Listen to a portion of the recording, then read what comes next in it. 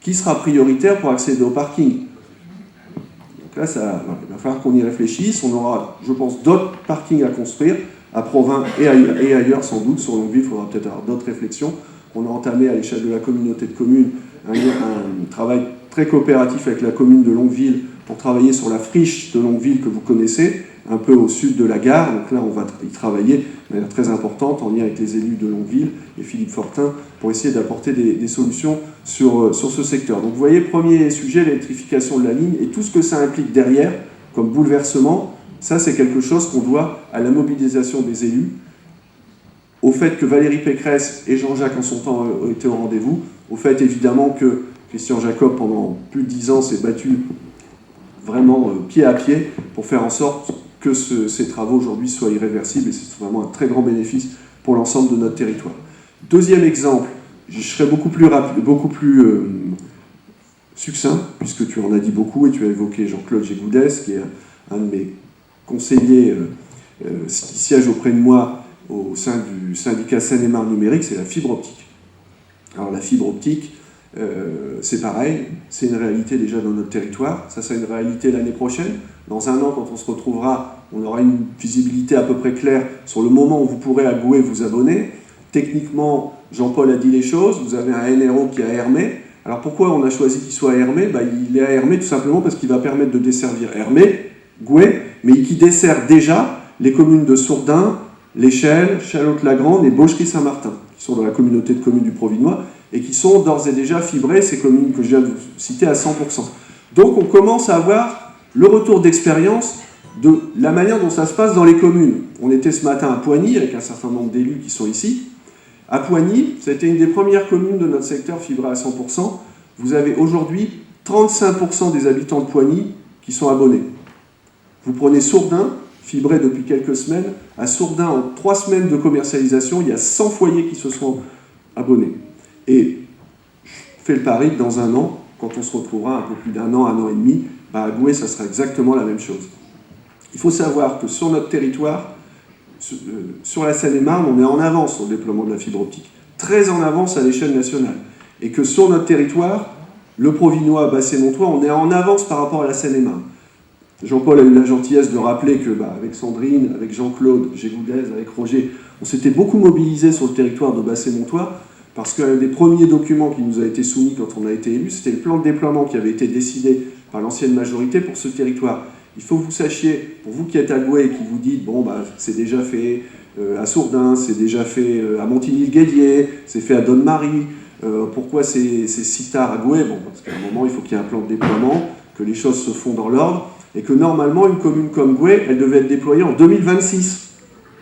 2026, vous imaginez, on a gagné 6 ans, pratiquement par rapport au calendrier, et ça on doit à la mobilisation des élus de la communauté de communes, Xavier l'a rappelé, qui ont financé 2 millions d'euros, donc qui ont fait des choix. Ces 2 millions d'euros, vous avez décidé de le mettre sur la fibre optique, et pas sur autre chose, et ça c'est aussi la contribution des contribuables, puisque c'est vous qui financez ce réseau, qui je le rappelle est un réseau d'initiative publique, donc il est votre propriété, c'est vous qui avez déployé la fibre optique, et donc maintenant il va falloir vous abonner. J'ai aucun souci là-dessus, ça va se faire, puisque c'est une nécessité absolue. Ça change la vie. Ça change la vie pour les étudiants. Aujourd'hui, ça change la vie pour les collégiens, pour les lycéens. On n'enseigne plus sans Internet, et ça va vraiment révolutionner notre vie quotidienne.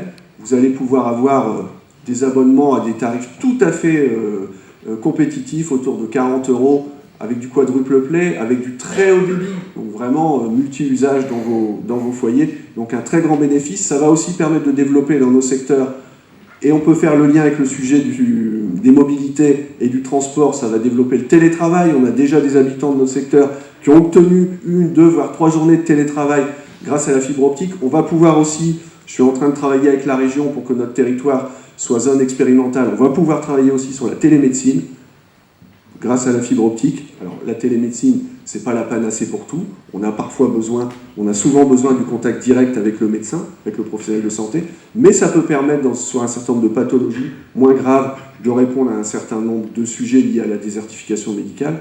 Donc c'est vraiment un champ qui nous est ouvert, qui est très important pour le territoire, et ça on doit à la mobilisation de l'ensemble des élus locaux, Deuxième exemple, vous voyez, si les élus locaux dans ce territoire ne s'étaient pas mobilisés, la fibre optique, on ne l'aurait pas et on n'en serait pas à ce niveau de déploiement.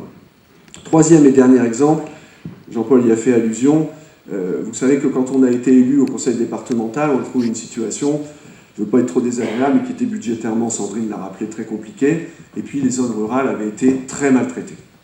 Pour avoir l'honnêteté et le courage de le dire, les zones rurales avaient été très maltraitées. On a mis en place toute une série d'outils qui aujourd'hui portent leurs fruits. À Goué, tu as évoqué le contrat rural. Le contrat rural, c'est 70% de subventions. C'est beaucoup d'argent qui est apporté par la région et le département. Et sans les contrats ruraux, sans le fonds d'équipement rural qu'on a mis en place, beaucoup de projets ne sortiraient plus dans les communes. Et pourquoi ils ne sortiraient plus? Parce que les dotations de nos communes ont baissé considérablement depuis 4 ans. Moins 50% en moyenne, tous les maires qui sont ici peuvent l'attester. Les communautés de communes ont aussi perdu 50% de leurs dotations. Et quand vous perdez des dotations de l'État, c'est autant d'argent que vous perdez et que vous ne pouvez pas investir dans des équipements publics et dans le maintien de services publics. Et si la région et le département n'avaient pas pris le relais sur toute une série de dispositifs, aujourd'hui on aurait beaucoup de mal à boucler nos budgets. Donc vous voyez un troisième exemple qui prouve que quand on a des élus de proximité, engagés ici pour la ruralité, puisqu'on est dans un territoire rural et on entend bien que cette identité soit préservée, soit défendue, et en tout cas, nous, on s'emploie avec Sandrine, avec l'ensemble de la majorité départementale, à défendre cette identité rurale, parce qu'on y est très, très attaché, on est très attaché à la qualité de vie, mais qui dit identité rurale, dit aussi modernisation, et la fibre optique, l'électrification de la ligne SNCF, ce qui est fait dans le domaine des solidarités, prouve qu'on est aussi dans un territoire qui bouge et qui regarde l'avenir.